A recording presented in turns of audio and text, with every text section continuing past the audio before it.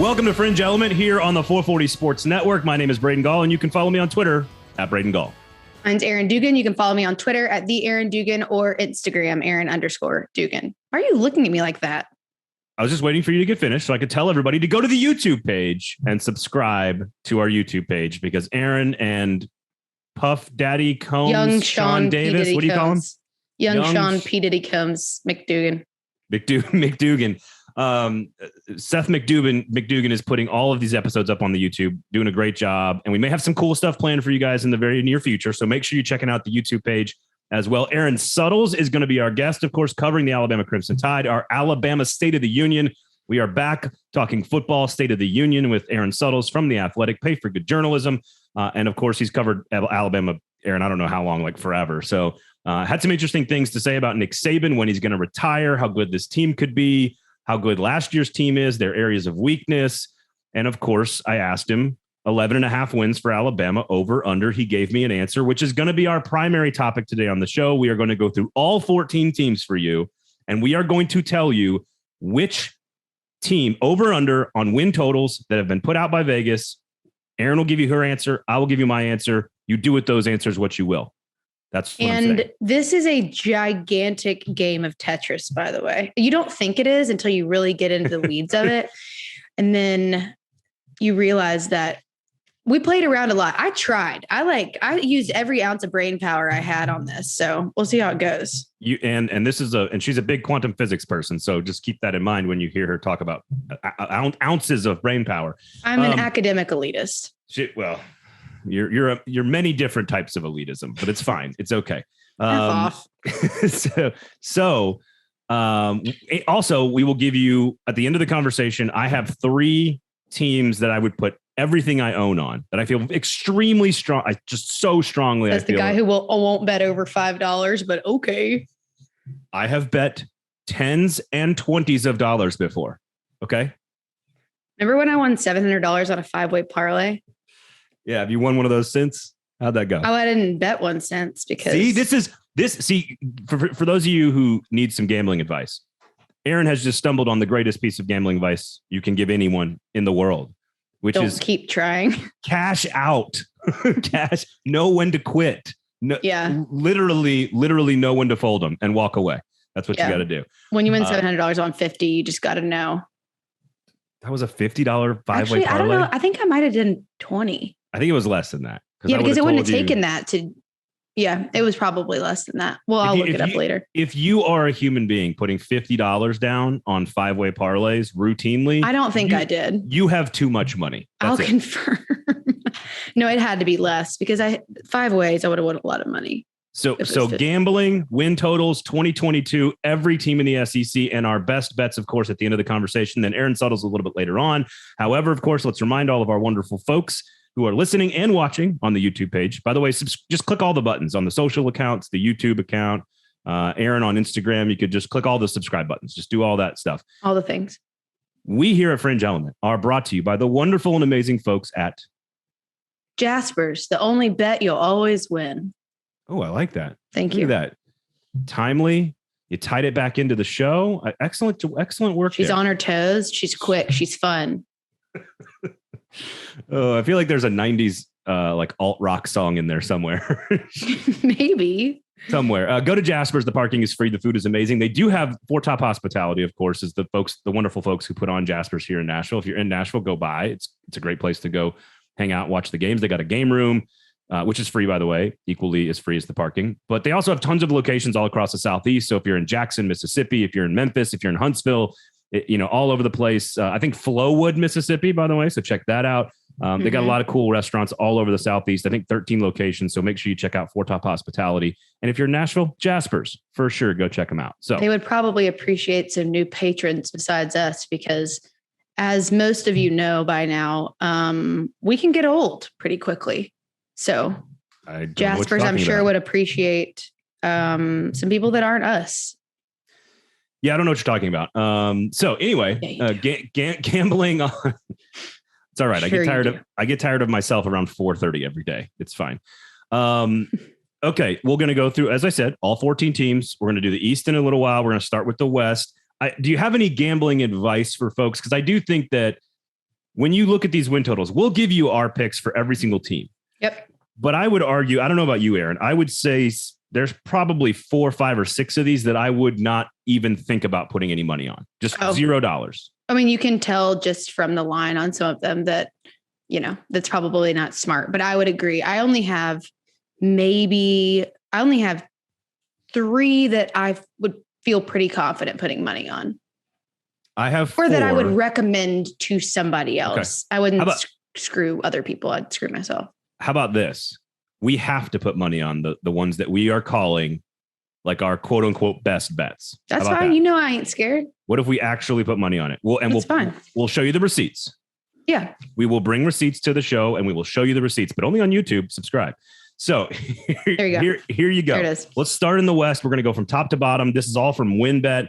I will give you the DraftKings. There's some of these I'm sort of crossing over here with the different services. DraftKings, I will give you the national championship odds, and then WinBet will give you, of course, their win totals, which they're the first book, I think, to put these out. So, all right, Alabama, 11.5, plus 200 on the over, minus 250 on the under, 11.5 wins for Alabama. And before you answer, it just occurred to me that you said, yeah, it's like putting a puzzle together. You can't just take the over for Bama, A&M, Ole Miss, Mississippi State, Arkansas, and LSU. It doesn't work like that. Not how scheduling works. No, it's very true. No, you cannot just do that. If you do, it will not serve you well monetarily. Okay. Alabama, 11.5. And Erin Suttles will give you a very definitive answer to this later. Where are you going? Under. Have them winning 11, but it's hard. There's a couple times throughout this process I'm like, I know this is the number, but I don't really know how for sure that they get there because there's multiple options of people you could lose to or win against, whatever. For me, the most obvious is Texas A&M. I just don't see this Alabama team going through unscathed, although it is very possible. I am not too naive as to think that is possible, but I went with them losing losing to A&M in week 6. And if A&M doesn't do it, I've had question marks if somebody else will later in the season, but they're the only viable option. I will also go under, but I think Alabama will win the national championship. They are plus 200 to win the national title. So they are equal.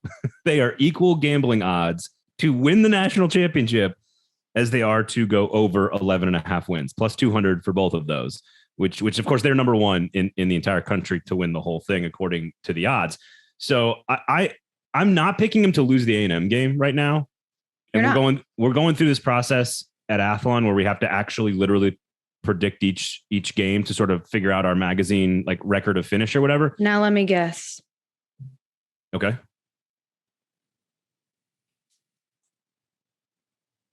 Dead air is not a great thing for a podcast. You know what? Thinking is a good thing for a podcast, which we should both try. Technically, you are correct that thinking and opinions evolving in real time is a big part of the podcast. Cut it out in post. I'm over your ass. No, you're good. Wouldn't it be crazy if they just blew it to Auburn and they're not even that good? Mississippi State. Is that who you picked? I didn't pick a specific game on this. Oh, you didn't? Okay. That's what I was trying to guess. Because the A&M game is in Tuscaloosa, and there's some revenge factor there. And I think A&M's good enough to beat them. I think you're right that it's the toughest game on their schedule. But when I look at the totality of the schedule, which is full of a bunch of really good teams, and we talk about this with Erin a little bit later on, and the idea that just going undefeated is incredibly difficult. It's just very, very hard, in particular in the SEC. I just think the safe bet, even though it's minus 250 and you're not getting great odds, I just think the safe bet would be under 11.5. So I don't know if it's Ole Miss. I don't know if it's Arkansas. I don't know if it's A&M. I don't know if it's LSU even. I just think 11-1 is the bet versus 12-0. But that's just sort of my logic on that. I hope you define some of the other ones because I want to know. Okay. Texas A&M, 9 wins over under, minus 125 for the over, plus 105. So you get better odds on the under, and they are plus 2,500 to win the national championship, which is number 3 in the SEC by a large margin, both directions. So 9 wins total for Texas A&M, over or under? This was a tough one for me. I went over with 10 wins. It's really, I was looking at this. I'm like, they could win 8 games. They could win 11 games. It was hard to nail that down, but I did go with over 10 because of, let's see. Well, if you have them beating Bama, then I would take the over on 9 wins 100 times out of 100. If you think they're going to go into Tuscaloosa and win, which is part of the calculus, but those it's don't not all the calculus. have to be mutually exclusive. Yes. Yeah, I agree. So I think Texas A&M will get there because all they have to do to get there is they have to beat either, if they don't beat Bama, they have to beat either Mississippi State or Ole Miss. Those are the next 2 closest battles to me. I think they can pull one of them off. Yeah, I like the over as well. I have the over on this one, which again is minus 125. So not used to agreeing with you this much. Well, I'm sure we'll disagree at some point, but okay. I think the standard response to those of us who are, let's say, hyping A&M, which I'll put my hand up and say, look, I'm one of them. I think I'm hyping A&M too. I think A&M is going to be great this year. I don't know how great, not Alabama great, but I think they're going to be great. And the common comeback retort to that, Dukes, is, well, they couldn't even beat Ole Miss or Mississippi State last year. Like, how good could they be? And I think they're way better at quarterback. Yep. Go back and listen to Billy Lucci's interview with us a couple of weeks ago. I think they're way better at quarterback. I think they're deeper along the defensive line. I think they've got just as many weapons. And I think the offense is sort of they're going to go down the field a little bit. So I just look at these other teams, and while I like a lot of them, I just think A&M's better 1-85. And I think they will correct some mistakes that took place last year. It doesn't mean they're not going to slip up twice. And if they do, 10-2 is right there. Right. But I don't see them slipping up 4 times. So I would take the over. I agree. And Mississippi State is, I believe, between those two is going to be more likely to give them a run for their money. They're both have a lot of returning guys. Obviously, we know what Ole Miss looked like last year, but they had Matt Corral. So, they're missing that very, very key player that nobody can argue with. And for Mississippi State and Texas A&M, I both feel like they're not having they haven't had major retractions in the past couple of years. They've just been adding things and getting better. So that to me is going to be a good matchup with upperclassmen leadership and just experience on the field. And I have a feeling that if they fall to one of those teams, it'll be Mississippi State. I agree with you on that. I would have, and Will Rogers went in there and threw it all over the yard against them in College Station. They got pushed around by Arkansas along the line of scrimmage pretty badly early in the season. But again, Zach Calzada's like second start of his entire life. And I think they're better at that position, and they get that game at home this year. Also, that's been a very strange game, Arkansas and A&M over the course of the years, although they play in Jerry World most of the time. So if this was 9.5, I would take the under. I think I would take the 9-3, but the 9-3 here is a push. They got to go all the way to 8-4. I think they are more likely to hit 10-2 than they are to hit 8-4. And Vegas technically agrees with us. So, yep. All right. Old Mississippi, minus 110 on the over, minus 110 on the under. So Vegas has no clue what they're saying here. Right. 8 wins total for Old Mississippi. Where are you going, Dukes? I went over. Wow. Yeah, I know. Tough, right? Sorry. You okay? Yeah, I just got a lot of papers going on. I didn't know they could make that loud of a noise. I can get them to 9 wins in my head. I don't see, so what the ones I was unsure about were Texas A&M, Alabama, and Mississippi State. Okay. However, and Kentucky was in there too. So if they lost all 4 of those, that would be them getting to 8 wins, which is what Vegas thinks. I think it's possible. I think it's probably, maybe it's controversial to say this, but I feel like Ole Miss is going to pull off the Kentucky game with the momentum that they have going on at the beginning of the season, which could put them at 5-0. And I think that they'll already be bowl eligible by the end of the season and lose the Egg Bowl to Mississippi State. I am going under. You are? I am. Okay. Now, I think you're right in that the beginning portion of this schedule sets up very well for Ole Miss. Again, go back and listen to our Neil McCready interview where he said they could be 7-0 and then 0-5. Mm-hmm. Because here's what concerns me for Ole Miss. At LSU, at A&M, Alabama, at Arkansas, Mississippi State. Yeah, that's tough. That last 5 concerns me. Now, if you believe in Jackson Dart and all the different changes that have happened in this, like they're going to have to revamp their coordinators. They're going to have to revamp the defense. They got to find a new quarterback, all these things. They're in good shape as a program. 10-2, I get it. And their schedule, Troy, Central Arkansas, Georgia Tech, Tulsa, Kentucky, Vanderbilt, Auburn. Like there's a lot of manageable stuff in there. But if they lose to Kentucky, they're looking at potentially 6-6. Mm-hmm. So I think, and here's the other weird thing about this, and we talked about this a couple of weeks ago with Ole Miss. They could take a major step back to like 7-5 this year from 10-2, and it still be viewed as a positive because normally a program like Ole Miss would not be able to maintain 7 or 8 wins after losing everything that they lost, if that makes any sense at all. No, it does. And a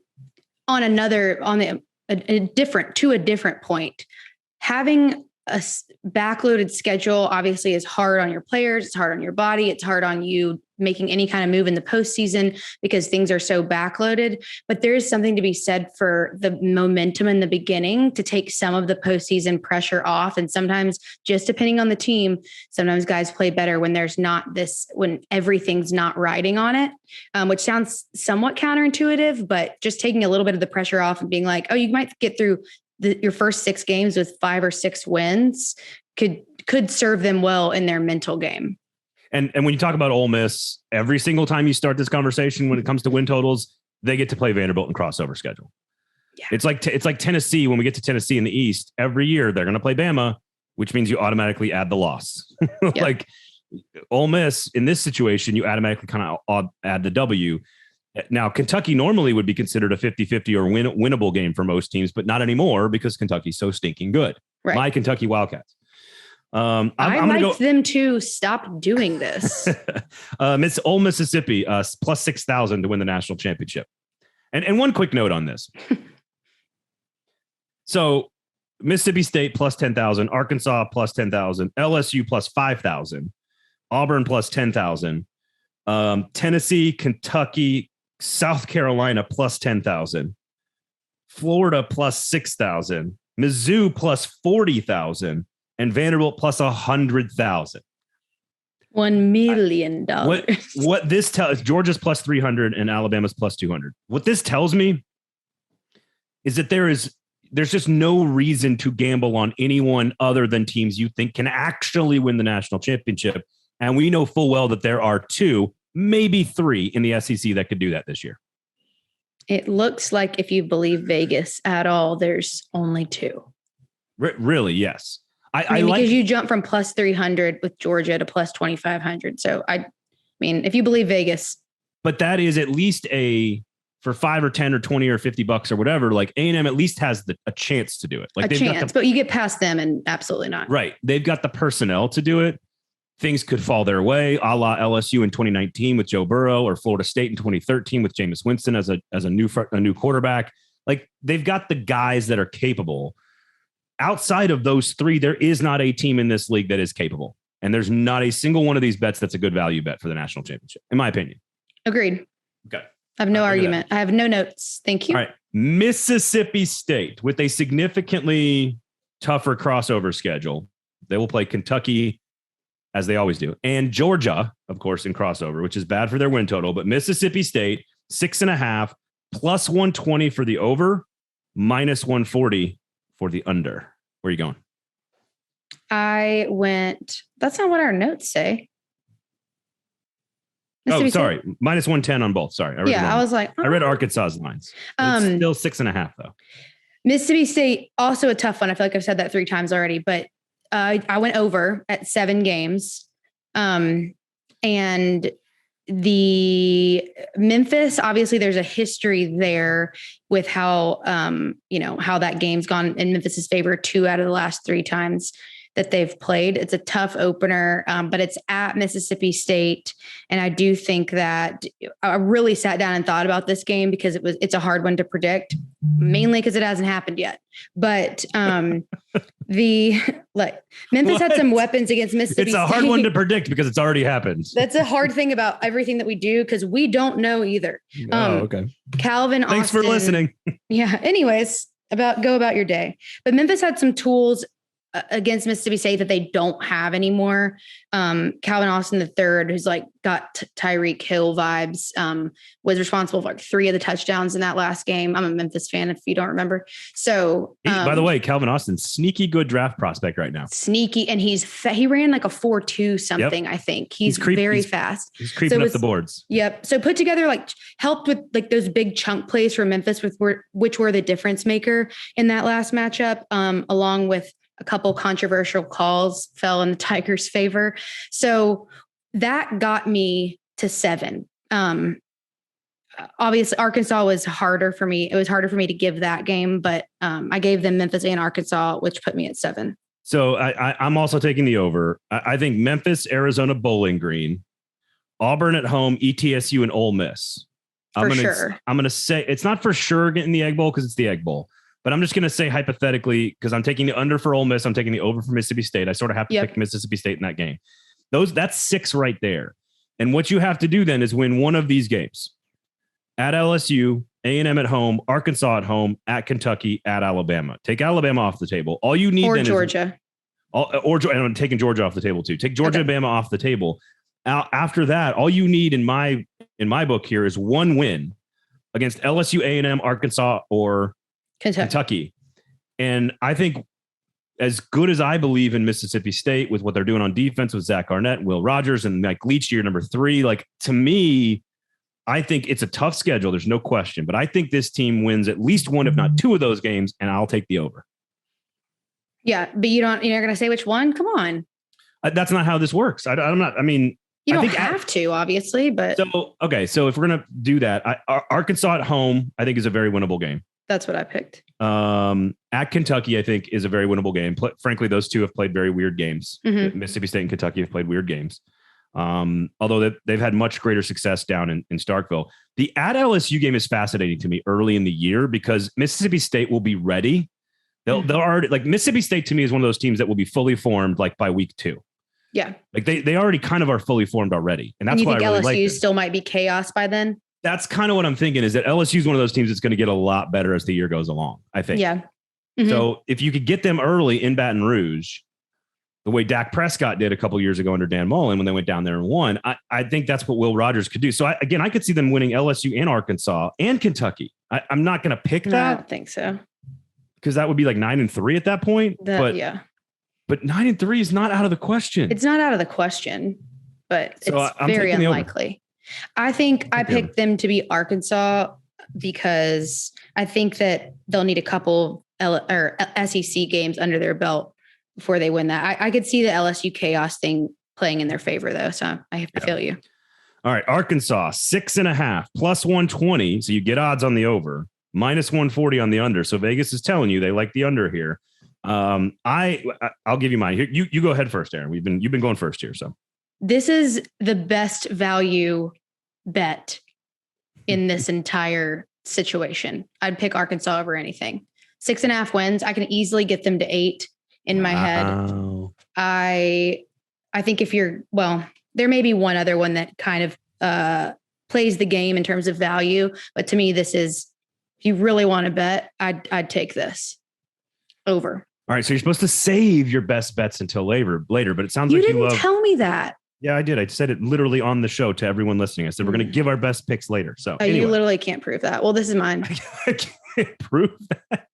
I love saying you can't prove that when you easily can. It makes me laugh. Like, you can totally prove that. It's almost as good as saying,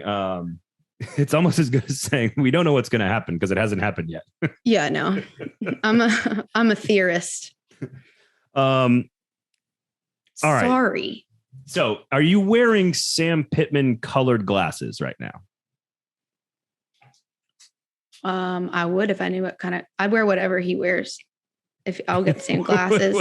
He got camo pants and flip-flops. I'll get camo pants and flip-flops. Camo pants and flip-flops is very Brett Bielema. It's just a line from Mean Girls. Oh, see, that's like the 4th time you've quoted Mean Girls. Didn't you quote like Wally last week? No, that was in a meeting. By the way, shout out to subscriber/viewer/listener Justin Rodriguez, who's been after us in the comment section on the YouTube page about the Razorbacks. And he is right. that there is a lot to like about this team. I love KJ Jefferson. I love Arkansas keeping their coordinators and the staff intact. I love the identity and sort of the philosophy that he's building. I think that he's done a lot of work in a very short period of time. They also have only 9 starters returning. I don't know what the line of scrimmage, which was where they dominated people last year. I don't know what the line of scrimmage is going to look like. You lose Treylon Burks. I just, to me, I am taking the under here, which Vegas kind of agrees with on this. And some of this is because the schedule to me is just super, super difficult. And it's not that much different than Mississippi State. So I know we just sort of use that as like hey, I think they're going to get a couple of these games. Cincinnati is a top 25 team, even though they're replacing a lot of stuff. Cincinnati looks better than they are. That's what I think is going to trick people about this, because Cincinnati lost a lot of people. So I think that's where Vegas is going to get people, because people are thinking about Cincinnati from last year, and that is simply not the same team. So our second disagreement. All right. No, Cincinnati can go into Fayetteville and win. And I see what you're saying about that. They look better on, they are better at the position. They are. Here's what I'll say about Cincinnati losing Desmond Ridder, their starting quarterback, who was 33-5 as a starter. To your point about a very important piece that they don't have, right? Mm-hmm. They have the deepest and most talented quarterback room of any group of 5 team in the country. So they lose Ridder, who's a huge piece. They're one of the only teams in America that can handle that in the group of 5, because they have a 4-star top 10 recruit who was there last year as a freshman, and a transfer who started for Eastern Michigan last year, who used to be at Cincinnati, who's now back at Cincinnati. That's fine, but there's just something about a 4-star freshman being there last year is great, but you can't simulate that game day environment. You have to have experience on the field. It's just completely different than taking reps in practice. I don't think Cincinnati is as good as everyone thinks they are in the preseason. And I think you should do your research, not you, but other people. I'm not talking to you because I know better. To do that's all you do. So I wouldn't discredit you for that. I don't think Cincinnati, I think people have a taste in their mouth from last year that isn't necessarily justified. That's all I'm saying. I think Arkansas is a favorite in that game. It's at home, and Cincinnati, to your point, has lost a lot in there. It's the first game of the season. Even if they win that game, I could see them being 3-3 to start the season. You go South Carolina, you got Missouri State, A&M, Alabama at Mississippi State. So if I stopped right there and you lost to Cincinnati or won against Cincinnati, I'll give you the Cincinnati win, and then BYU's tough. I mean, the schedule there is some winnable stuff on the schedule. There is. I mean, okay. So even if you don't take BYU, you go Cincinnati, South Carolina, Missouri State, skip BYU for now, Auburn, Liberty, Missouri, and then you have to just make a call. Yeah, that's 6. Can you beat Ole Miss or LSU or BYU or Bama or A&M? You can't beat Bama and A&M, so get them out. Can you beat either BYU or LSU or Ole Miss? I'm saying yes. That gets you above. Taking the over. Damn it. Am I making you think about it? Yes, you are. I was gonna do I'm taking the under, but now I'm second guessing myself. That's all I could ever ask for. Oh, I got you to create self-doubt in your own mind, Braden. It was a successful Tuesday for me. Thank you. No, I don't thrive off of it, but I do appreciate you admitting seeing the light there. I have not made my official pick yet. Excuse me. Okay. Hold your horses, as they say. You're not going to make me mad if you change it. I'll be. Oh, I know. Happy. This goes back to why you listen to podcasts, because the idea is to think through these things and allow our opinions to evolve in real time. That's the whole point. When you think about it, is like you see everything and you're like, you only need one of these. And I don't feel like we made like crazy, insane decisions on the shoe-in wins. So you look at it like that. Here's the thing, though. If you lose to Cincinnati and you lose to LSU and Ole Miss, you're not going to get there. You're going to be 6-6. Mm-hmm. That's true. There's definitely an if. Oh, man. That's tough. I'm going to take the under, and you Arkansas fans can get at me. It's fine. Would it change your opinion to know that they have to play Arkansas right after they play Alabama? Who? LSU. Oh, that's right. November 12th at home. Arkansas's at home. That game's always Arkansas LSU game's always weird. Yeah. Freaking awesome. I'm going to stick with the under just for the sake of being different here. Okay. LSU 6 win total 6 -125 over +100. So Vegas is telling you that the over is the play here. Where are you going, Erin? I went over. Okay. Tough to do because LSU, again, our trend, we just never know. You just picked the over for almost everybody in this division, by the way. Hold on. You've got under Bama, over A&M, over Ole Miss, over Mississippi State, over Arkansas, and over LSU. I have a couple more unders coming, but all right. I'm not going to be right about all of them, so it's just a numbers game, Braden. What? The first 4 games LSU plays are in Louisiana, which was contributed to part of this. Then they have UAB at the end of the season, so that gets us to 5. I said they'll beat Florida State, Southern, Mississippi State. Wait, no, I didn't. Florida State, Southern, New Mexico, and Auburn, and UAB. I think they could. I see them winning Tennessee at home. This is a tough one, though. And then I said one more win, we'll get there. They either got to be either Mississippi State or Arkansas or Florida, which gets them there. Well, I'm taking the over because I have been saying that I think LSU will be good quickly under Brian Kelly. You have been saying that. I don't know if that's week 3 quickly, which is when they play Mississippi State at home, which to me, if they win that game, puts them over already. Yeah, I agree with that. I think but again, I sort of use that as a reason to pick Mississippi State over. So you got to be careful here. But you're right. UAB, Ole Miss, Tennessee, Auburn, New Mexico, Mississippi State, Southern, Florida State, all winnable games if things work out for Brian Kelly. Correct. And LSU. I'm taking the over. Vegas also likes the over. They're giving you worse odds. I'll take the over. You and I will agree on this. I just think LSU is better, quicker than people expect. I think it's like an 8-4 team, and people are like, man, that team is better than we thought. And then they're not going to take a huge step next year. They get a good step this year, and then they don't. They don't. You see them winning 8 games. I think they can win 8 games this year. I think that's how good they are. This is not LSU does not struggle to get dudes to come. No, to they town. don't. And now you've got a coach who wins championships everywhere he goes. I don't know. I think they're going to be good fast. You don't know what the 8th one is. Okay. Yeah, no, it's possible. No, I would say Florida State, Southern, New Mexico, Auburn, Tennessee at home, 5. which is one that people probably aren't picking, but Tennessee at home, that's 5. Yeah, Tennessee and Ole Miss, UAB is 6 and 7, right? Like that. I don't even have to. They can lose to Mississippi. No, where's State, the 8th? Lose to Florida. I'm not picking them. You're not picking the 8th. Okay, but that's fair. If they win those games, they could still lose to Florida, lose to Mississippi State, lose to Bama, lose to Arkansas, and lose to A&M. And I could still win that bet. Yeah. So we're both in the over. Okay, Auburn, 5. This one is hard. Yeah, very. This one is hard. How bad? So when it goes bad at Auburn, it tends to go real bad.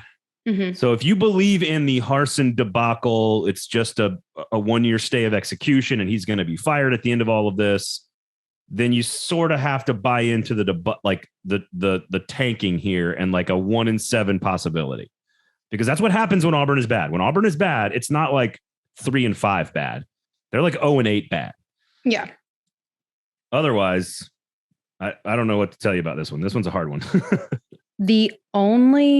I took the under. I have them at, all right. I can.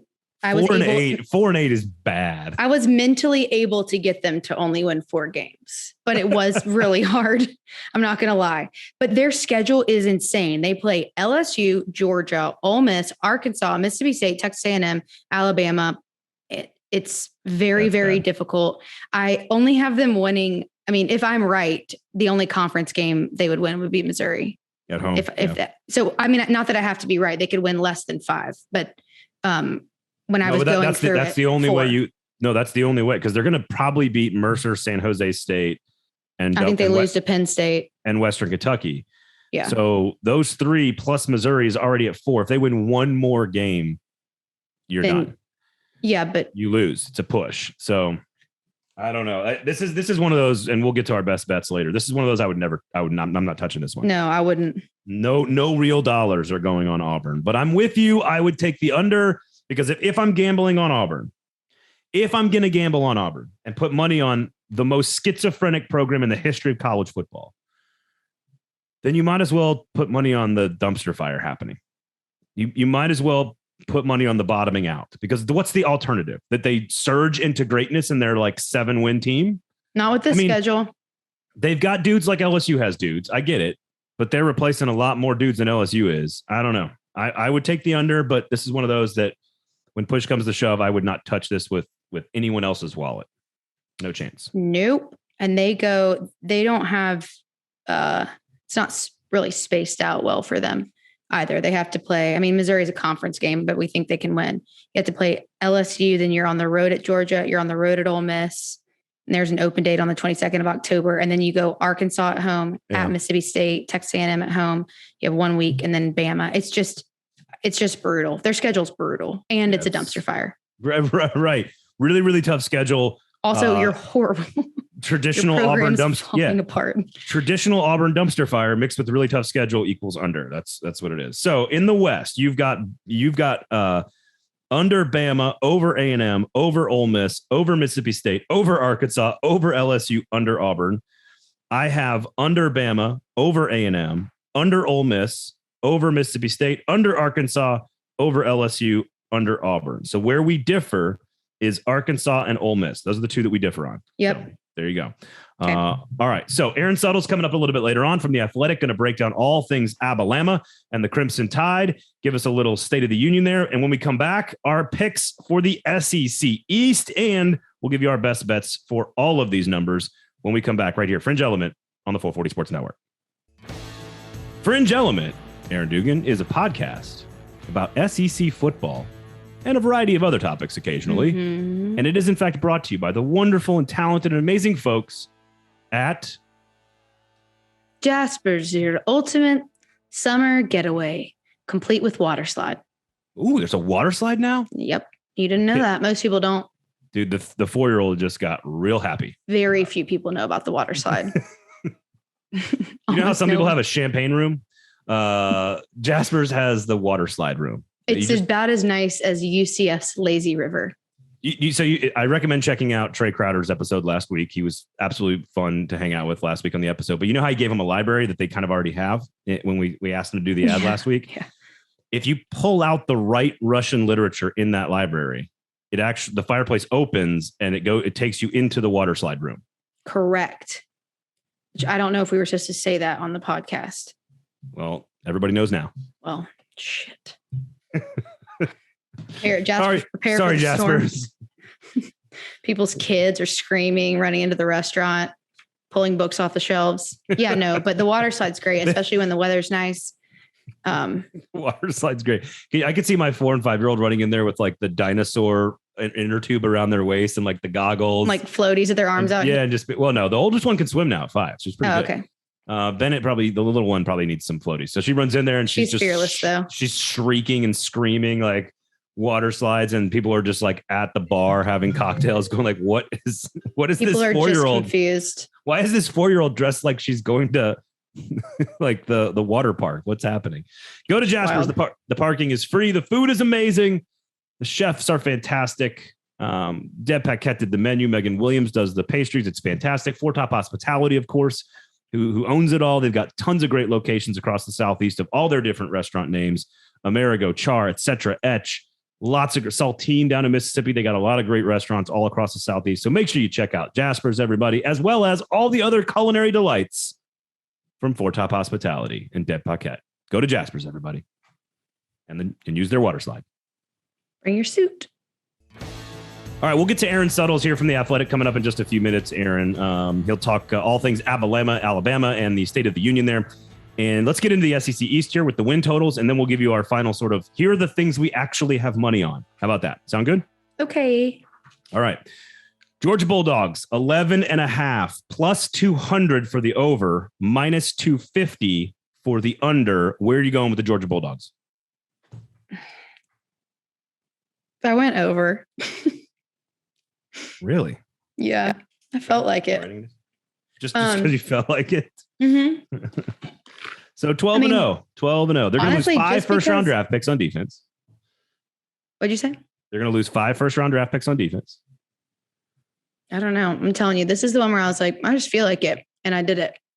They're gonna their schedule, like their schedule is bad. You're right. Oregon, Stanford, South Carolina, Kent State, haven't lost any of those. Missouri, nope. Auburn, nope. Vanderbilt, nope. Florida, I mean, Florida's not that good. Tennessee at home, yeah.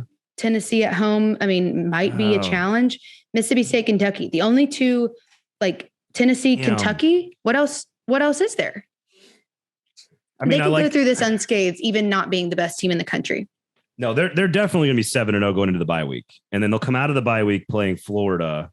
And we don't know what Florida is going to be at that point. Yeah.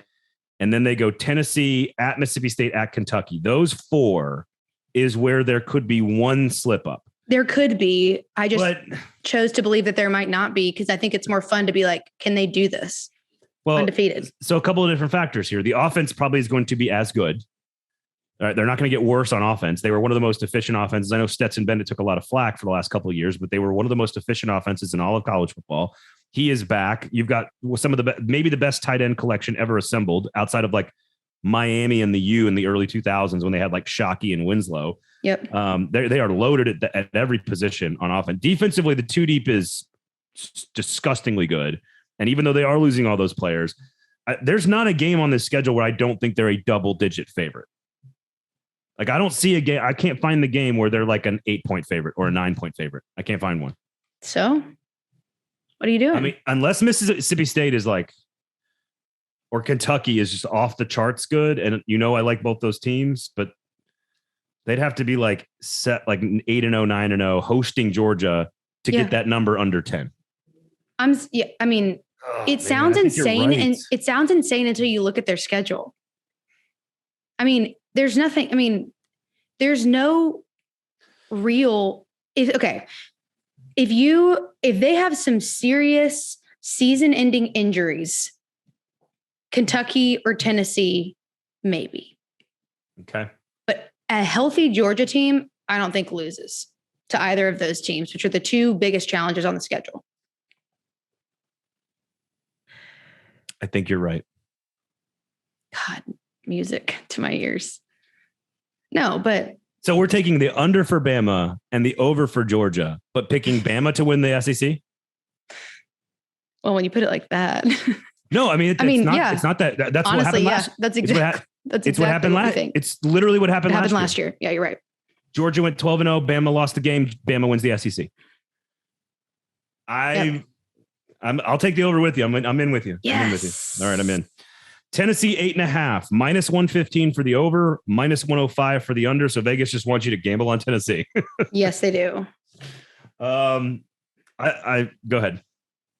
I took the under on this. I see Tennessee winning 8 games. I do not think Tennessee I do not think Tennessee beats Kentucky. It's possible, but I just don't think it happens, although it is in Knoxville. But they won in Lexington last year. Yeah. But listen to these 8. So you've got 8, which is probably counterintuitive to my point, but their wins in my head for sure are Ball State, Pittsburgh, Akron. I want to say Florida, although you can never say for sure what's going to happen in the Tennessee-Florida game, but I counted that. UT Martin, Missouri, South Carolina, and Vanderbilt. Them winning any of these other games would push it over, which means there would be 9 wins and I would lose. But they could, if something crazy could happen with Florida. So they might lose to Florida, and then, even if they beat Kentucky, I'd still win. It'd still be under. I think your bet on this is tied to 2 things for Tennessee. Okay. One is the Florida game, which they've only won like 1 time in like 20 years. But it's early in Billy Napier, just like LSU. It's early in the season, and you could get them before they become the fully formed Gators. Correct. And Tennessee's a little bit more fully formed on offense in particular. And that Neyland will be crazy for that game. I'll just tell you right now. Defense takes time, like we've spoken about. Well, Tennessee, I'm not sure Tennessee has Florida. a defense. Right. Well, yeah. I'm talking about Florida. it also depends on Tennessee overachieving. And when is the last time that the University of Tennessee overachieved in football? Literally pick a year. Tell me the year. 2007? Long time ago. Yeah, I was in college. Yeah. I can find. Wasn't. I was in high school. Alabama, Georgia are losses. Yes. At LSU would be another loss for me, in my opinion. To me, you are asking Tennessee to be almost perfect to hit 9-3. You are. You're asking them to be almost perfect to hit to 9-3. So to me, under. And 8-4 would still be a step in the right direction for Tennessee. For sure. It would be a great season. You could lose Georgia, Alabama at LSU and Kentucky and be 8-4. We would still win the bet and your season would be good. Successful. You should be happy. Yeah. Yes. Even if you went 7-5, but losing to Florida would leave a little bit of a bad taste because Tennessee should beat Florida, but it's still a step in the right direction. I think Tennessee ends up 8-4. And so it's under for me. I would take 8-4 and go the under and still feel positive about the direction. This is the first summer that Josh Heupel is going to have actual expectations and pressure to do things. Their roster is still in a state of flux, in my opinion. They still have guys on that team that Josh Heupel would like to enter the portal. He has guys that he wants them to leave. That's a weird place to be when you're trying to rebuild your defense. They are good on offense and they are going to beat some teams because of Hendon Hooker in the offense. But they could lose to Pittsburgh. They could lose to Florida. They could lose to LSU. They could lose to Kentucky. They could lose to a lot of teams on their schedule. Yeah.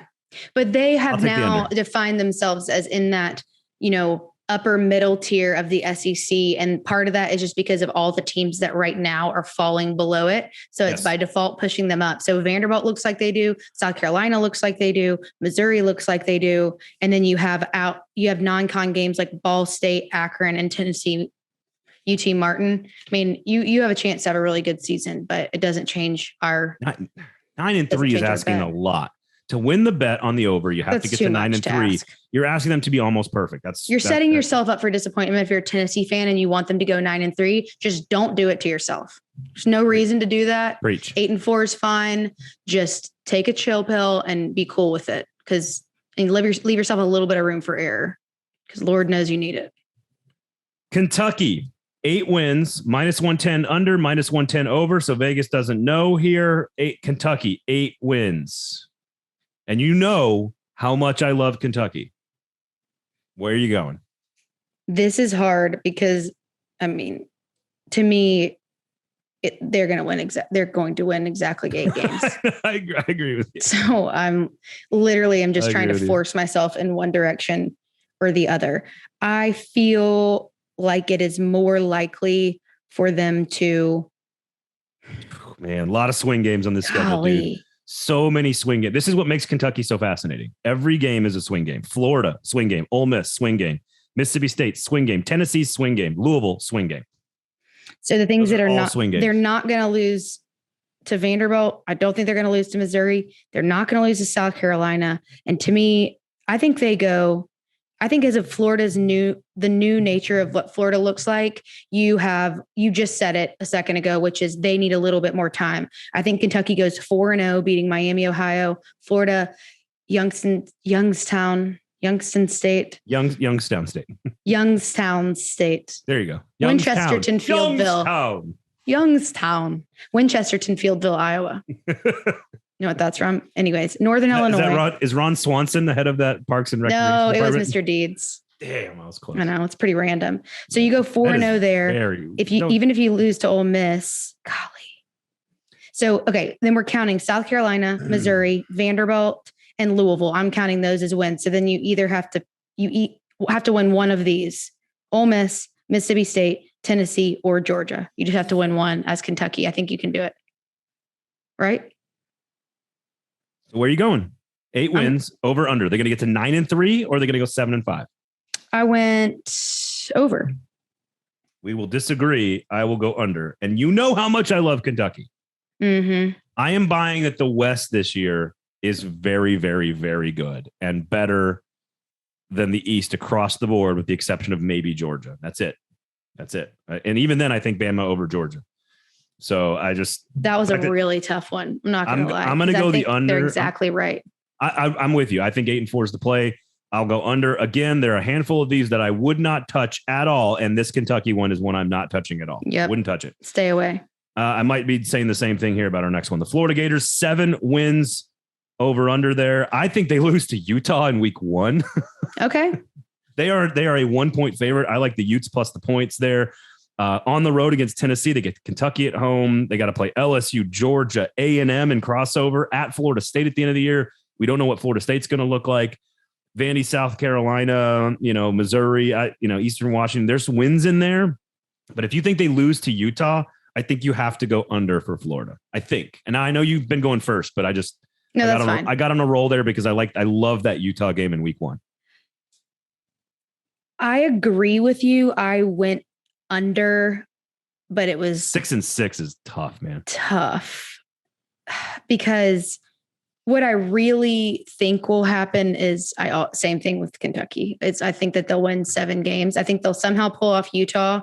I think South Florida, Eastern Washington, and Missouri, then they'll win the last 3, although Florida State's always a toss-up, but I have them beating South Carolina, Vanderbilt, and Florida, which would get them to 7. But I would definitely go under at 6 because I think they could either lose to Utah or Florida State easily. If I'm going, lost to Utah, lost to Kentucky, lost to Tennessee. You beat UCF, Eastern Washington, Missouri. You're 3-3. Yeah. Then you have to play LSU, Georgia, A&M. Nope, to all 3 of those in a row. Then you finish with South Carolina, Vandy, and Florida State. So even if you win all those last 3, that's 6-6. I'm going under 7. Yeah, you almost have to, because you have to believe that they're going to drop. Utah and Florida State are not just give me games at all. So you have to believe that Florida loses one of those, but they're always surprising. So and Vegas -110 on the over, -110 on the under. So they're even there. South Carolina, I thought this was fascinating. South Carolina, 6 total. -150 on the over, +130 on the under. And call me crazy, Erin Dugan, but now I'm on a roll, so now I'm just going to go first here. Apparently. Go ahead. Call me crazy. I'm not buying for 1 second the 6-6 record from last year. And I don't buy Spencer Rattler. I think he's a good player, but tell me why. Convince me. Give me some stats, some data, something insightful that says he is going to go from playing for the best offensive coach and the best offensive scheme in maybe America against a weak Big 12 defensive league. And he's going to go play for a lesser coach on a lesser roster in a lesser scheme against a tougher schedule. And he's all of a sudden going to be better than 5 touchdowns.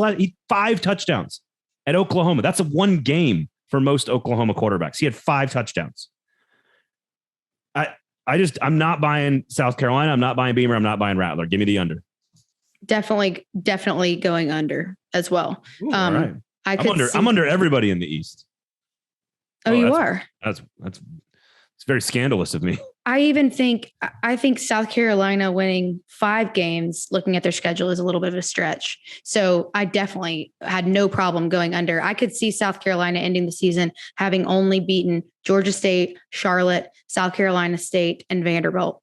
I think they'll pull off 1 more, but I do not think they get to 6. Definitely going under. I think they beat a bad Auburn team and a bad Florida team. And then they needed a last second play to beat Vanderbilt to get to 6. They should have been 3-9 last year. That Vanderbilt game for South Carolina is always closer than it should be. And that doesn't matter who's better. Whoever's better almost always loses to the other team. They're going to go to Arkansas in week 2 and get beat by 45. And people are going to go, oh shit. Yeah. Then you got to go play Georgia, and that's not going to feel good. No, at Kentucky, they're A&M. I mean, their schedule is pretty brutal. Yes. Their crossovers, Arkansas and A&M. It's awful. That's tough. Mm-hmm. Oh, by the way, your non-conference is Clemson on the road. Yeah. Mm-hmm. Oh man, I'm taking the under. Not even close for me. All right. Me too. Missouri, 5 total, -120, +100 for the over and the under there. I think Missouri's a total crapshoot. I really think this is a tough team to pinpoint. What you got? I went over for Missouri. Ooh. Solely because of their schedule. If I had not sat down and looked at their schedule, I would have said absolutely not. But looking at it, they play MTSU, Kansas State. They are not going to win that Kansas. They're not going to win the Kansas State game. No. Abilene Christian. Then they have Auburn, Georgia, Florida, They have an open date there. And then Vanderbilt, South Carolina, they could win both of those. New Mexico State. So even if then they have Kentucky, Tennessee, and Arkansas in there too. So even if I gave them Vanderbilt and South Carolina, then they would beat the other three of the other 4 non-con games. That still only gets them to 5. I can get them to 4 real easy. And this is why the total is at 5. And it's why it's minus 120 for the over, plus 100. So basically even, because I can get them to New Mexico State, Abilene Christian, Louisiana Tech, and Vanderbilt. That's 4 right there. Wait, where's Louisiana Tech? First week of the season. So I thought it was Middle Tennessee. No, it must have been changed. It must have got changed. Kansas State's a really sneaky good football team, so I don't think they're going to win that game. But at Auburn, I don't think they're good enough yet. I think they could win at South Carolina, but the rest of their schedule, it's not loaded with a bunch of Alabamas, but it's every single game is tough for them. So this was a tough one. I would take the under because I don't know who the quarterback is and I don't know what that situation is going to be like. And I haven't seen Drinkowitz develop anybody in the season. I've seen him recruit really well. And I think they've got good, like they're better than we think from a talent perspective, but I don't think we've seen them go out and beat a bunch of people they're not supposed to. And I know they played well against Kentucky and Florida, and I know they beat some teams, but like those are bad. Again, those were like a bad Florida team. I would take. So they'd have to win. I know. I might be changing. You took the over. You took the over. I know, and I might now that I'm looking at it, I might be changing my mind because I'll take the under. Because they can't. Then they have to win. Okay. They have to win. They have to win 6 games. And I'll stick with it. I'll risk it. But Kansas State, I don't know. I gave them Vanderbilt and South Carolina because they have a bye. Then Vanderbilt, which is kind of a bye, and then South Carolina. I don't know, Braden. I might be regretting that one. No, that gets them to 5. I mean, Louisiana Tech, Abilene Christian, Vanderbilt, South Carolina, New Mexico State. That's 5. Yeah. Okay. I'll stick with it. So if you can get one more, you win. But again, this is one of those where if it's 5.5, what it would be. If it's 5.5, it's very clearly under. If it's 4.5, it's very clearly over. You need that half a game here. Like I do not gamble on teams that generally have a full game. Like if it's like 6, 7, 8, like they've got in the East, I don't normally touch that. I wouldn't touch that. If you're a betting man, I would not touch that. All right, wrapping up. Vanderbilt Commodores 1.5. 1.5 wins. Are set real low. 1.5. Now they do play Wake Forest, who was played in the ACC championship game last year and has their quarterback back, Sam Hartman. Yep. They're very good. We're not going to win that game. But Hawaii, Elon, and NIU. All you got to do is win 2 of those. That's why I went over. I went over as well. Just for a shred of hope in my own life. And then I think this is because the bar is set so low. It's such a rock bottom that maybe we can pull off 2 games. I think the real question is, can they win an SEC game? That's what's interesting to me. Why are you asking that? You know the answer.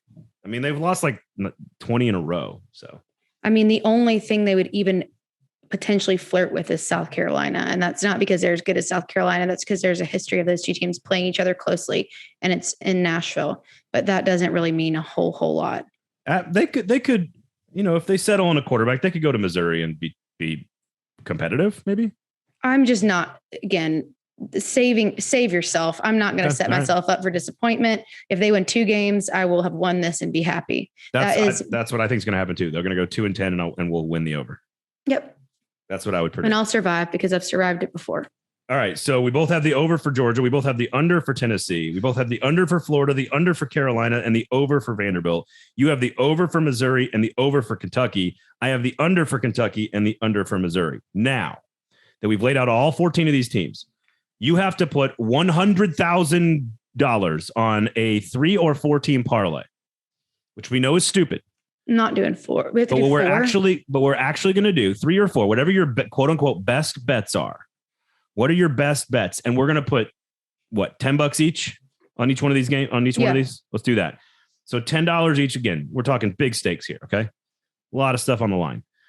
You've got to pick your best 3 or 4. Give me the ones that are above the line for you that you're like, these are the ones I'm 1000% gambling on. And then you actually have to put money on.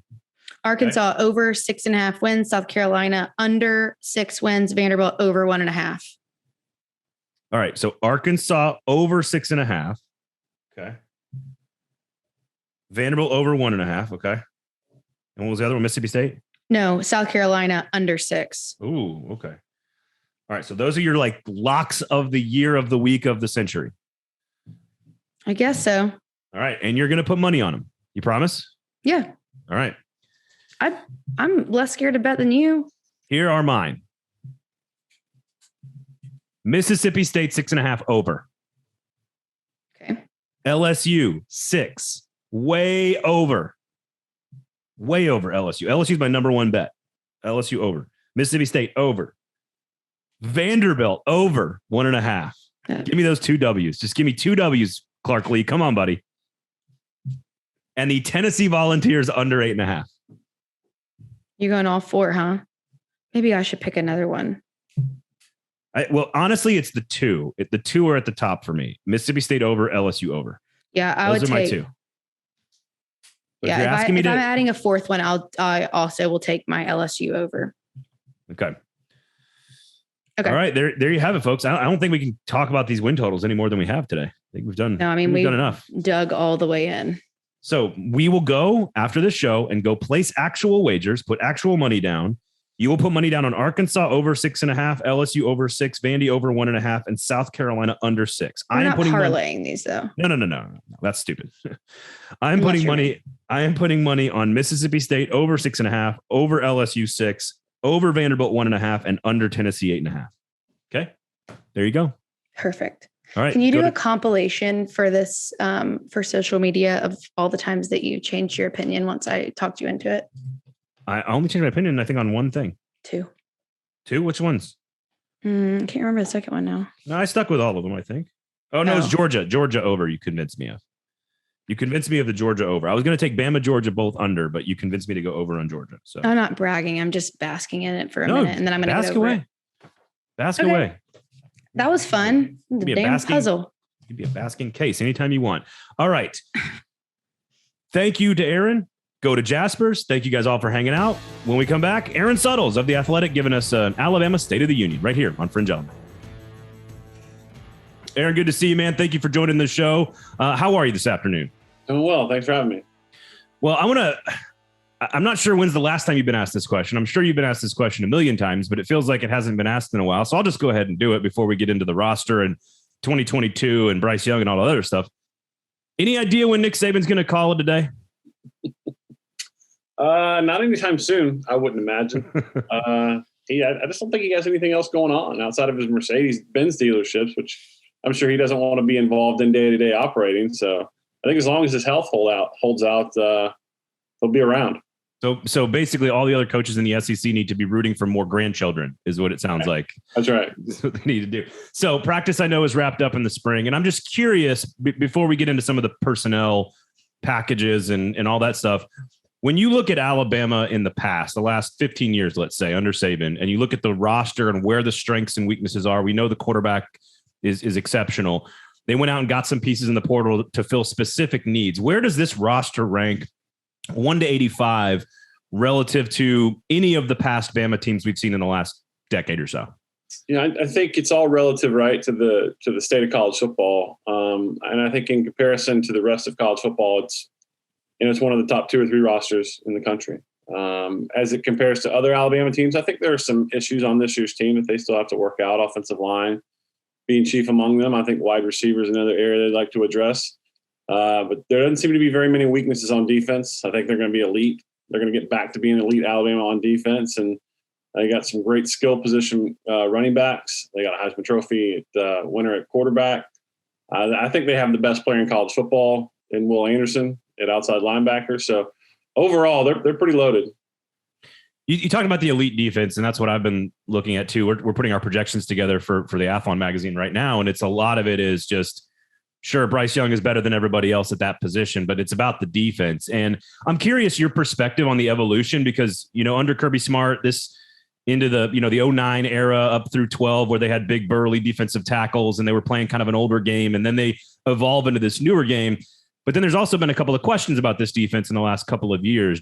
How would you describe the modern Alabama philosophy on defense? And do you think this unit has a chance to be as good as 2012, 2011, or is that just never going to be a part of college football anymore? I think I think the game has changed so much. I kind of put it into eras, like the Kirby Smart era at Alabama sort of encompassed what you were talking about. Like the big Rolando McClain type middle linebackers, the big Dante Hightower, Courtney Upshaw guys. And it sort of evolved when the game changed, realized that when you couldn't substitute as quickly, you're going to have lighter guys in there. I tend to think, my opinion, having covered the program so long, I think Jeremy Pruitt, his style of calling the defense was, at 2016, Alabama defense was elite.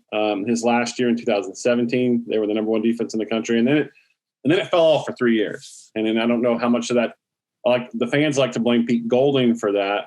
He's the defensive coordinator, so the buck stops with him. But I think, 17, 18, or 18, 19, 20, they got progressively worse every year. Mm-hmm. Last year, they were back. They were great against the run. They were top 10 overall defense, and I think this year is going to be even better. So I think this has a chance to be the best Alabama defense since probably 2017. You mentioned the offensive line. I'm not a huge believer in although you did a great write-up, by the way, I'm not a huge believer in what takes place in spring games and spring practice. I think sort of the point, much like parenting, is just to show up every day and get work in and get reps and get better. But is the offensive line the biggest concern if you're an Alabama fan when we talk about their goals, which is obviously a national championship? As it pertains to winning a championship, yeah. It's the only thing I see outside of an injury to, Bryce Young or somebody key like that could really hang them up. And you're right. They didn't put too much emphasis on the spring game. I mean, heck, they had a running clock. They were bad weather. They were trying to get that game over with as quickly as possible. And there were some things working against the offensive line. They had two starters out. Emil Ekiyor was out. Darian Dalcourt, their starting center, was out. And so they were shuffling guys around all over the offensive line. I think getting the offensive tackle position situated is the biggest concern. And they went out and added a Vanderbilt transfer in Tyler Steen. Had some competition there. They got J.C. Latham. So there were things, as you probably saw in the spring game, that you wouldn't see in a normal game. Like, they didn't give the tackles any help. There was no chipping with a running back or a tight end. They wanted to see what they could do. And they also had to go up against Will Anderson and Dallas Turner and Chris Braswell. And those guys are hellacious rushers. So they basically left them out on the island, so to speak. But I do think there has to be some significant improvement. Right tackle was a big issue for Alabama last year. And I know they made it to the national championship game, even had a fourth quarter lead in that game. But right tackle, especially if you go back and watch the Auburn game, it was dreadful. So they got to get right tackle squared away. But, Evan Neal, their starting left tackle from last year, is gone. So I think the tackle position is certainly, I think, the biggest issue on this team going forward. When you look at the schedule and we see A&M elevating its roster sort of year over year over year, Georgia now with the national championship, we've seen Saban's teams lose in these big situations in the past, whether it's, 14 to Ohio State or, obviously this past year to Georgia. And then you got Clemson mixed in there as well, LSU. So we've seen these teams lose and they come back and they generally go scorched earth and destroy everyone and go undefeated. And it doesn't matter what's happening outside the world. But we've never seen assistants win. And now we're seeing assistants win. But not just, to me, what's interesting is it's not just this one-off random backup quarterback who beat Alabama on the road in Zach Calzada. It's more these assistants have sort of used the process against Saban to sort of build a program. And that's a different thing that we haven't seen in the SEC. Do you think that is other people gaining ground on Nick? Do you think it's just one-off stuff? Do you think that's what he uses to destroy everyone this year? What is your perspective of sort of how the growth around Saban in the SEC is taking place? Well, a lot of what you talked about happened last year, right? He lost two assistants last year, the first time ever. The loss at A&M happened last year. And I'm just going to call it as I see it. Last year, Alabama had no business winning the SEC last year. They had no business being in the national championship game. That was not one of Nick Saban's better teams. And they almost won it. It took a last-second field goal at A&M to beat them. They destroyed Georgia in the SEC championship game, and they had a lead without Jamison Williams for most of that game in the fourth quarter against Georgia. So they're catching up. And I think Georgia is certainly right there. I mean, Kirby has recruited so well that it's hard not to put them there. A&M recruited well last year, and they're on the come up. And yes, he beat Nick Saban, but he also lost 4 games last year. So I need to see a little more consistency out of Texas A&M before I'm a big believer that they are sort of stealing the process. Like, getting up for Alabama isn't hard. Like that's your biggest game on your schedule. It's what happened those other 4 weeks you lost. But I think Kirby is there, and because Kirby's outplayed Nick Saban. That was the first time Kirby beat him, but Kirby's teams have outplayed Nick Saban. They've outplayed him in the 2018 SEC championship game. They outplayed him for nearly the entire 60 minutes into overtime of the national championship game in 2017. So Kirby's there, and recruiting is there, and Kirby understands the whole thing. I think Jimbo, obviously he's been there, won a national championship. He recruits at an elite level, but Jimbo can build it. We haven't seen Jimbo sustain it. Jimbo won it in 2013 and then got back to the playoffs in 2014, and then it quickly disintegrated on Jimbo. So he can build it. I'm still has questions whether or not he can maintain it. Yeah, and then we'll see what – I think we all believe that Billy Napier has sort of the same parts and pieces and ideas and philosophy that Saban has. So I think he's going to be very successful and easier path. Yeah, and Mario now. Right. Miami. Yeah. Yeah, well, no, you go back and look at that 15 coaching staff and you're just like, holy shit. Yeah. It's quite ridiculous. I don't know if you've been asked this before, and we've kind of talked about it on the show just sort of randomly and kind of offhand, but – do you think because of he had the comments about the voting rights, and back in West Virginia, he had the tornado incident, when it came through, he became a huge part of the community, obviously, as most people did during that situation. I joked about becoming a grandfather, but do you think we are seeing a different Nick Saban, like personality wise, in the last couple of years? Yeah, and I think it's no bigger proof of that than last year when he basically realized that he couldn't coach last year's teams very hard, because they were sort of mentally fragile. They were inexperienced.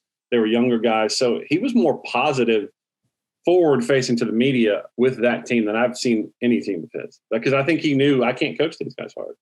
And I do wonder sort of where the game is right now. Although I don't particularly think he concerns himself with the portal. I don't think he's going to change the way he coaches, scared that he's going to lose a guy to the portal. I think he just realized overall, for me to get the best out of this team, I have to be more positive.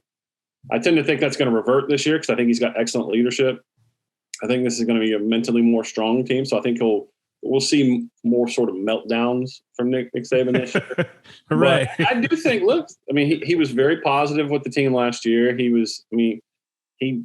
had the infamy of having my baby in a press conference, and he took that really well. He didn't scream at me, didn't yell at me.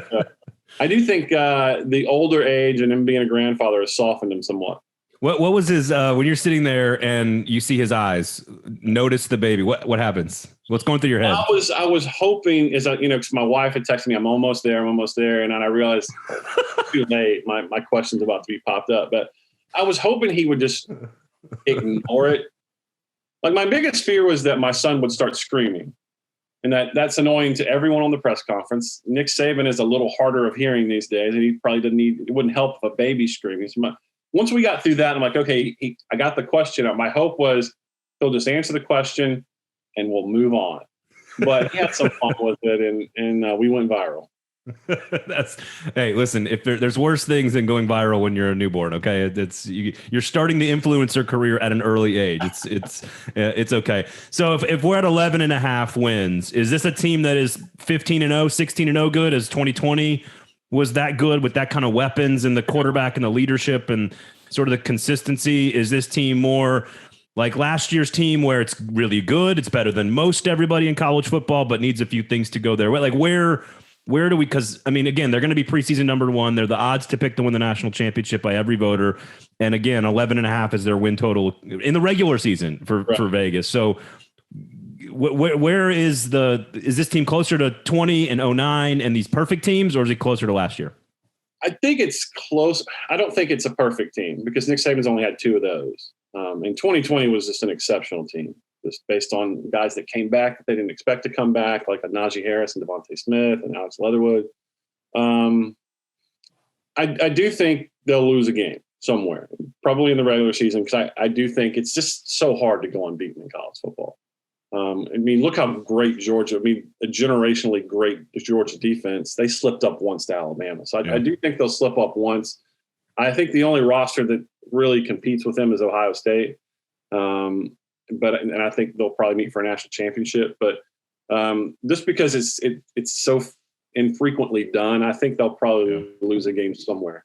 in the regular season. And I don't know about you. I mean, Auburn is Auburn. They're kind of a mess week in and week out, give or take. But I mean, you look at the rest of this conference, and I don't know about you, dude, but I've never seen an offseason where every single fan base is sort of happy with their team.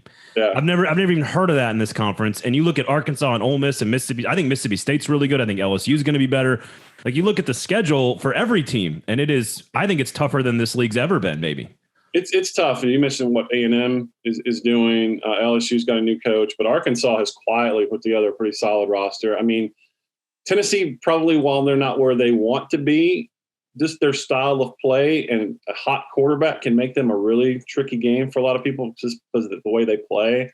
Ole Miss and Lane Kiffin is always a wild card game, and we know what Georgia does, and then we don't really know what Billy Napier's going to do with Anthony Richardson. I don't know what they have on defense coming back, but the league seems to be in pretty good, healthy spot with at least the head coaches right now. Yeah. Happy fan bases in the SEC is a very strange feeling for me, which means I'm assuming there's going to be complete and utter chaos. So we'll see. Erin, always a pleasure, man. We appreciate your time. Of course, check out all of his writings, all of his scribings all over The Athletic. Pay for good journalism, of course, on the Twitters as well. We appreciate it, man. Thank you. Thank you. That was Erin Suttles of The Athletic here, of course, hanging out, giving us an Alabama State of the Union. I asked him if he thought Nick Saban was ever going to retire, and he said, probably not. So good luck, everybody else in the SEC. Yeah. Trying to catch up to Nick Saban. Although he has softened. He has softened. And my favorite part of that interview was Erin Suttles explaining why his baby was in the press conference with Nick Saban last season. It's amazing. Because his wife didn't get back to collect the child prior to him asking a question of Nick Saban. And I remember that last year, Nick Saban not too happy about it. Hate to see it. Come on, Nick, loosen up, dude. It was a Zoom pandemic world we were living in. Give me a break, dude. Come on. He's got a new baby. Give him a breek. Come on. Pay for good journalism at The Athletic. Follow Aaron Dugan. Where can people follow you, Aaron? The Aaron Dugan on Twitter and Aaron _ Dugan on Instagram. Where should people go watch the show? YouTube. It's a delightful place. You should subscribe and watch the videos and let us know what you think. Engage, whether good or bad. Hopefully it's not bad. My brother does a good job of putting those up there. So thanks, young Sean Dugan and Braden. Your handles, please, for the people. At Braden Gall, at Braden D Gall, at 440 Sports, at 440 Media, all those places. And I think you could read the same thing you just said about our YouTube page for Jaspers. I'm like, hey, what about Jaspers? And you're like, go check out all the fine. It's a delightful place. It's a delightful place. Come and watch all the YouTube videos. Yeah, exactly. So tip your waitresses. Follow us on the socials. Go to the YouTube page. Check out Jasper's and all the other wonderful restaurants, of course, from Four Top Hospitality. Thank you guys for hanging out with us. Thanks to Erin Suttles as well for hanging out with us. Check out The Athletic as usual. Pay for great journalism. For Aaron Dugan, my name is Braden Gall. Until next week, we'll talk to you then. This has been Fringe Element here on the 440 Sports Network. Peace.